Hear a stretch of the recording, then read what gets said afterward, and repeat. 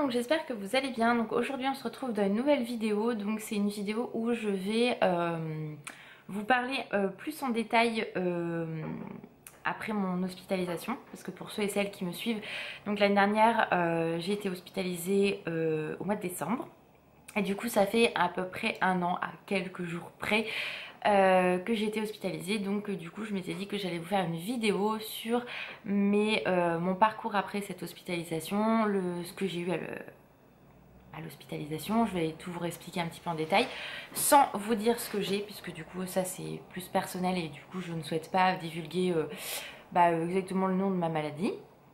Mais du coup je m'étais dit que j'allais vous faire une vidéo un an après l'hôpital, et surtout mon parcours par rapport à cette fameuse maladie et comment je le vis au jour le jour en fait, parce que c'est quand même assez lourd. Et du coup voilà, c'est pas toujours facile, et je me suis dit que j'allais vous faire une vidéo. Vous avez été nombreuses à me la demander.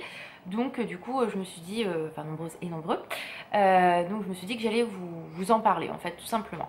Donc on va remettre les choses dans le contexte. L'année dernière au mois de décembre, donc exactement le 21 décembre, je suis allée voir mon médecin, puisque ça faisait depuis fin octobre, début novembre que j'étais pas bien. J'avais des fourmis dans les pieds qui ne disparaissaient jamais, je ne supportais rien, j'avais extrêmement froid, les fourmillements étaient montés jusqu'au niveau, juste les pieds, les fesses et le sexe, donc très désagréable parce que tout était engourdi, on ne sent absolument plus rien. Donc voilà, donc j'allais travailler comme ça, je me plaignais pas, mais je souffrais en silence, je ne supportais aucune chaussure. Concrètement, je mettais 2-3 paires de chaussettes parce que j'avais extrêmement froid dû aux fourmis. C'était très compliqué. Et puis j'ai eu 2 jours de repos comme j'ai actuellement par exemple, parce qu'on travaillait les dimanches. Donc j'avais mon jour de repos et ma récup de dimanche. Et du coup je dis à Alan, putain ça commence à monter dans les demi-jambes. Donc j'appelle en urgence mon médecin, je lui explique le truc et tout ça. Il me dit bon bah viens me voir. Donc j'ai dû y aller vers 18h, et 18h il m'ausculte, il comprend pas. Je sentais ce qu'il me faisait, mais tout était littéralement engourdi. C'était vraiment des fourmis qui passaient pas. On pouvait me toucher, je sentais mais sans trop. Des fois c'est comme si en fait on vous envoyait des coups de jus, mais que ça s'arrête jamais. Donc du coup impossible de trouver ce que j'avais. Et donc il me dit je t'envoie aux urgences, il n'y a pas le choix. Donc nous voilà partis aux urgences, sont arrivés à 19h aux urgences sans avoir mangé.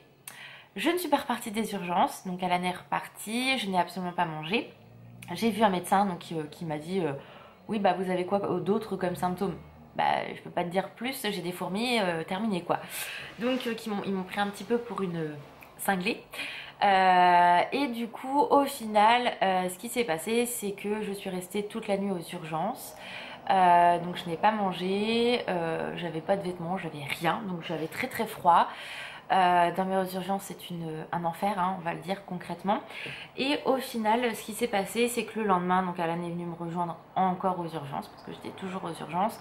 Normalement on devait me monter en neurologie, j'y suis pas allée. Donc voilà, j'ai un mec qui vient me voir en me disant on va vous faire une ponction lombaire, un IRM et tout. Et je fais waouh, attends, ponction lombaire, tu vas m'expliquer ce que c'est, parce que le nom me dit quelque chose, mais moi je veux savoir ce que c'est. Donc il commence à m'expliquer qu'on va mettre dans la moelle épinière en fait une seringue. Donc on va me passer d'abord une grosse aiguille, et dans l'aiguille on va me passer une toute fine qui me fait très très mal dans la moelle épinière pour prendre en fait du liquide. Ouais, bien sûr. Et je dis si je veux pas, il me dit vous avez pas le choix. Donc voilà. Donc je suis montée dans un autre niveau que la neurologie, parce que je devais faire donc ma ponction lombaire. Arrivée là-bas, la nana me dit mais vous avez mal au dos? Non, j'ai pas mal au dos, non, j'ai aucun symptôme au niveau du dos. Donc elle comprenait pas trop ce que je foutais là. Mais en fait elle a compris que vu qu'on me faisait une ponction lombaire, je devais être dans ce niveau-là. Et au moment où on allait me faire la ponction lombaire, donc on m'avait endormie, on m'a tout simplement finalement envoyé à l'IRM. Donc j'ai fait un IRM du corps. Après donc on m'a fait la ponction lombaire, donc je croyais que j'allais crever. D'ailleurs j'ai failli tomber dans les pommes, et donc ils m'ont allongé tout ça. Il m'a dit on va reprendre dans 10 minutes. J'ai fait non, on la fait tout de suite, sinon c'est hors de question, tu me la feras pas. Donc ça a été très long, hein, ça a été 2-3 minutes, parce qu'on devait me prélever que 30 gouttes de liquide. On en a pris 60 parce qu'on comprenait pas ce que j'avais. Et en fait, c'était vraiment au compte-gouttes, il comptait les gouttes. Donc comment vous dire que ça a été 5 bonnes minutes de ma vie où je croyais que j'allais mourir. Donc voilà, donc finalement après on m'a envoyé en neurologie. En neurologie, donc j'y ai passé toute la nuit, donc on devait être le 23. Parce que j'ai fait le 20... Non, j'ai dormi le 21, le 22. Ouais, c'est ça. Le 22, donc on me dit qu'on a les premiers rapports par rapport à mon IRM. Rien de bien grave, donc voilà, je dis bon ok, les ponctions lombaires rien non plus, je fais bon, sauf qu'une ponction lombaire il faut plus de 3 semaines pour avoir les résultats totaux. Je dis bon d'accord, donc je passe la nuit du 22, le 23 on vient me voir en me disant bah on sait pas trop, vous avez une inflammation au niveau de la moelle épinière. Je dis et oui, et encore. Donc on me dit bah vous avez une myélite, donc une inflammation de la moelle épinière. Ok, donc en fait c'est mon corps qui bouffe mon corps. Je dis d'accord, ok, d'où les symptômes en fait des engourdissements, etc. Je dis bon, Et le 23, du coup, bah, on me dit en gros que moi j'ai dit de toute façon je sors, hein, je reste pas le 24 ici, c'est hors de question, je passe pas Noël ici, hein, vous rêvez. Donc j'ai fait toute une pantomime pour pouvoir avoir une permission. On me donne une permission le 23 à 13h30 jusqu'au 24 décembre 19h. Moi j'ai dit j'en veux pas, moi concrètement je veux passer Noël, hein, quitte à revenir le 25 je m'en bats les nouilles, mais c'est hors de question. Donc je suis revenue le 25 à l'hôpital à 16h et j'en suis ressortie le 26 en fin d'après-midi. On m'a fait également un IRM du cerveau et là on me dit que dans mon cerveau il n'y a rien de grave, seulement 3 petites taches mais qui sont infimes et qu'il n'y a rien de grave. Donc je pars en me disant que j'ai une myélite, donc une inflammation de la moelle épinière, que j'étais arrêtée jusqu'au 2, que normalement il y avait aucun... Non, jusqu'au 1er et que normalement je pouvais reprendre le travail à ce moment-là. Ouais, bah non. Comme on vous explique, c'était pire en pire. Je n'avais aucun traitement, parce qu'il n'y a pas de traitement qui existe, parce que c'est une maladie où il y a très peu de personnes qui ont ça. Donc voilà, donc de toute façon j'allais être recontactée par le CHU et voilà, début janvier. D'accord.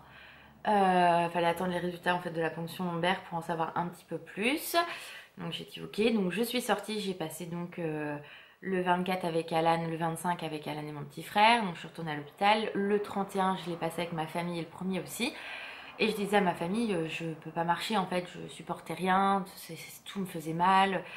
Donc ma famille m'a dit, bah écoute, de toute façon le premier c'est férié, donc tu peux pas appeler le médecin. Donc le 2 j'ai appelé mon médecin, je lui réexplique que j'ai aucune nouvelle du CHU, je ne sais pas ce que j'ai, mais que c'est de pire en pire quoi. Donc il m'a arrêté 15 jours supplémentaires. Ça a été 15 jours, tous les 15 jours, tous les 15 jours, tous les 15 jours. Et à un moment donné en fait, donc j'avais plus de fourmis au niveau des fesses et du sexe. J'avais toujours au niveau des pieds et des demi-jambes. Et là, je sens que ça commence à venir au niveau du ventre et du dos. Donc mon médecin ne comprenait absolument pas ce que j'avais. Il essayait d'appeler le CHU. Voilà, le CHU m'a rappelé entre deux en me disant on a oublié de vous faire un examen hyper important, donc c'est-à-dire de la vitamine D pour savoir si vous en avez ou pas. Ok, super, vous me laissez sortir sans faire l'examen, donc c'est pas grave. Donc du coup, ce qui s'est passé, c'est que moi j'ai fait faire la prise de sang qui a été renvoyée, mais vu qu'à l'époque j'étais rentrée avec mon nom de jeune fille et que tous mes analyses, etc., quand je l'ai fait à l'extérieur, sont à mon nom de femme, ça a été un micmac pas possible, je vous dis même pas. Bref, voilà. Donc quand la maladie a commencé à bien monter au niveau du milieu du dos et du ventre, mon médecin a décidé d'appeler à nouveau le CHU en disant faut trouver une solution. Et il m'a rappelé le soir en me disant écoute j'ai eu l'hôpital, je leur ai expliqué ton cas et en fait on va te faire un traitement à la cortisone pendant 3 jours. Donc 3 jours, voilà ça va être costaud, je devais prendre à peu près une dizaine de cachets par jour de cortisone avec une très grosse dose et normalement ça devrait passer les effets. D'accord. Normalement c'est un traitement que j'aurais dû faire à l'hôpital. L'hôpital a refusé de me prendre, donc c'est mon médecin qui a pris tout ça en charge. Quand je suis arrivée dans les pharmacies, en fait personne n'avait la dose en fait recommandée, donc il a fallu que j'attende 48 heures je crois pour avoir mes médicaments. Donc traitement très très lourd, ça a commencé à passer au niveau des demi-jambes et un petit peu moins de fourmis au niveau des pieds, mais je marchais toujours pas, hein. C'est-à-dire que j'étais une vraie mamie, hein. C'est pire qu'une mamie de 90 ans. Parce que une mamie de 90 ans marche très bien. Moi, je ne marchais absolument pas bien. Quand on allait faire les courses, c'est le caddie qui me tenait et pas l'inverse. Je mettais 10 minutes à avancer. Alan me disait toujours allez, viens, mamie, on va faire les courses. Voilà. Donc ça, et puis donc le traitement passé, tout ce qui était ventre et dos n'était absolument pas passé. Lui par contre au niveau des fourmillements et des douleurs, donc mon médecin me dit, en sachant que pour faire ce traitement là j'ai dû faire une prise de sang et j'ai fait quoi d'autre, enfin j'ai dû faire pipi dans le bocal quoi pour voir si j'avais pas d'infection et tout ça entre deux parce que sinon j'aurais pas pu faire le traitement à la cortisone. Et entre deux, je reçois donc une lettre du CHU comme quoi j'étais convoquée. Donc je m'étais dit, ouais, bien, cool, 28 février. On était début janvier. Je dis, ça va pas être possible, enfin concrètement, voilà. Donc je dis, bon, ok, donc on va attendre le 28 février. Ça ne passait absolument pas. Donc au bout d'un moment, mon médecin en a eu marre. Je lui ai dit, écoutez, arrêtez-moi plus longtemps parce que je dis, tous les 15 jours, j'étais obligée de rappeler. Enfin, j'ai l'impression de passer ma vie chez le médecin. Donc au final mon médecin m'a dit bon bah je t'arrête jusqu'au 3 mars, jusqu'à ton rendez-vous qu'on en sache plus. Donc j'ai dit ok, je n'avais toujours pas de nouvelles donc je ne savais pas. Coup de chance, ma cousine qui travaille au CHU a eu accès à mon dossier parce que voilà, mon médecin n'avait toujours pas de nouvelles non plus du CHU. Aucun résultat ni quoi que ce soit, donc elle m'a dit oui t'as une inflammation, t'as une infection en fait. Donc je dis ok. Donc arrivé enfin le jour du verdict, donc le 28 février, là je rencontre une urologue que je connaissais absolument pas, très gentille, donc elle me demande comment je vais, donc je suis arrivée à mieux marcher. Je vous avoue que quand j'ai vu aussi la gueule du salaire, je vais pas vous mentir, hein, je gagnais 140 € par mois. J'ai dit à Alan, ça va plus être possible, je vais reprendre le travail même si je suis encore fracassée. C'était pas possible autrement. Donc j'en parle à ma neurologue, donc elle me dit, donc j'arrivais mieux à marcher, j'avais toujours des fourmillements dans les pieds, etc. Enfin voilà. Je lui ai expliqué aussi le traitement du CHU, que le CHU avait pas voulu. Donc là elle était estomaquée parce qu'elle m'a dit non, normalement c'est le CHU qui aurait dû tout prendre en charge. Donc j'ai fait bah oui mais non. Elle m'a dit est-ce que vous avez fait le traitement pour la vitamine, enfin est-ce que vous avez vu s'il y avait ah oui je vous ai pas dit, je n'ai aucune vitamine quasiment D dans le corps, donc je ne tiens ni calcium ni vitamine D due à la maladie, donc c'est pour ça que j'ai des super mauvais ans. Tout se comprend, mon dentiste m'a dit ah oui je comprends mieux.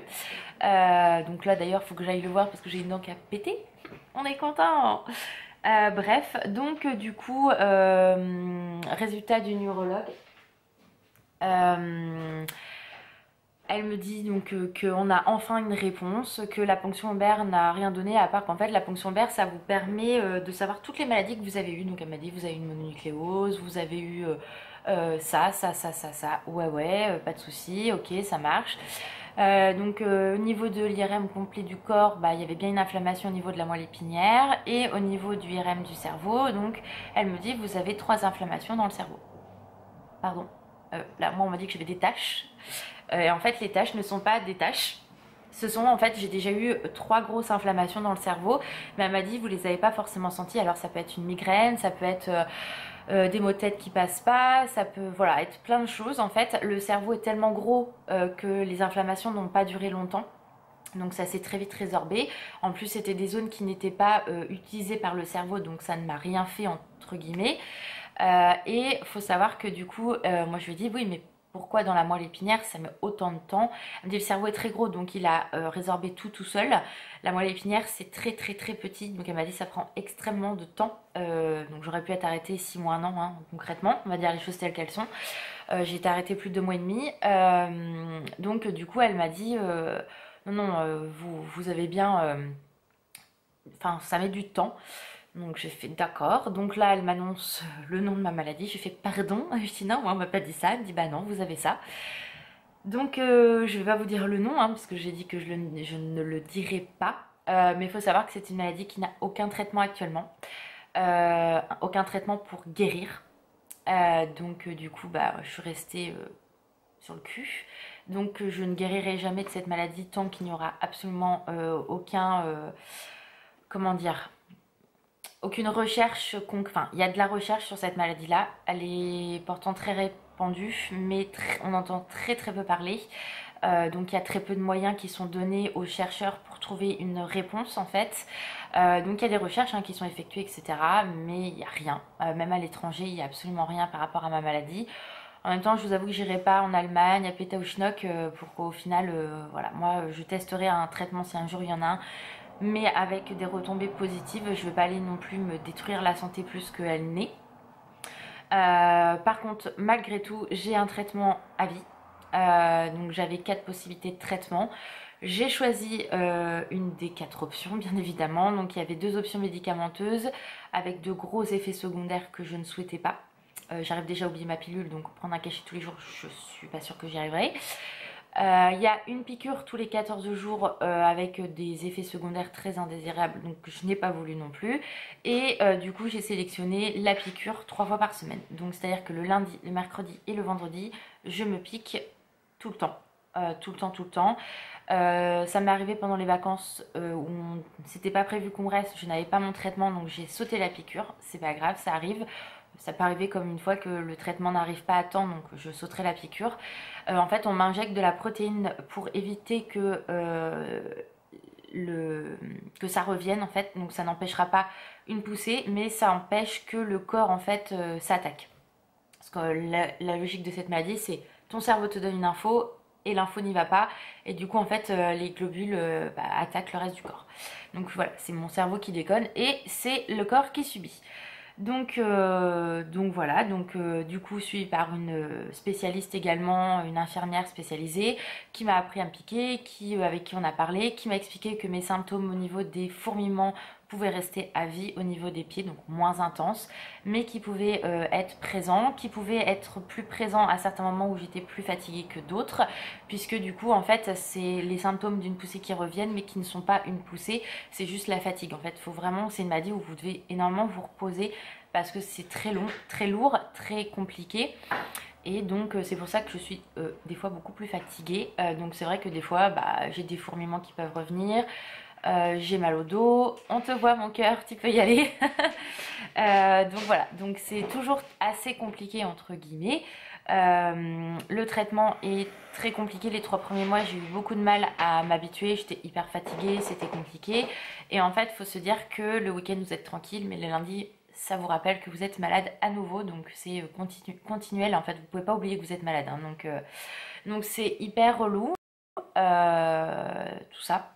Donc c'est très lourd, c'est très compliqué, c'est très fatigant. Il y a des symptômes qui reviennent de temps en temps, mais qui repartent après. Donc l'avantage c'est que là, à partir du mois d'août, j'ai commencé à pouvoir, parce que du coup je ne pouvais plus prendre d'eau chaude entre guillemets, de bain chaud, etc. Tout ça je ne pouvais plus parce qu'en fait j'avais plus de sensation, plus de sensibilité en fait au niveau des pieds.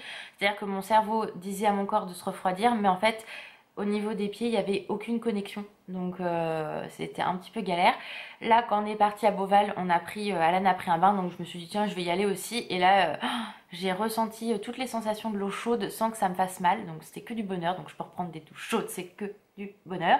Donc je n'ai plus aucun symptôme à ce niveau-là. Ça peut revenir que j'en ai, par exemple, la journée. Ou des fois, c'est un peu engourdi le matin. Mais ça passe très rapidement. Donc c'est plutôt positif.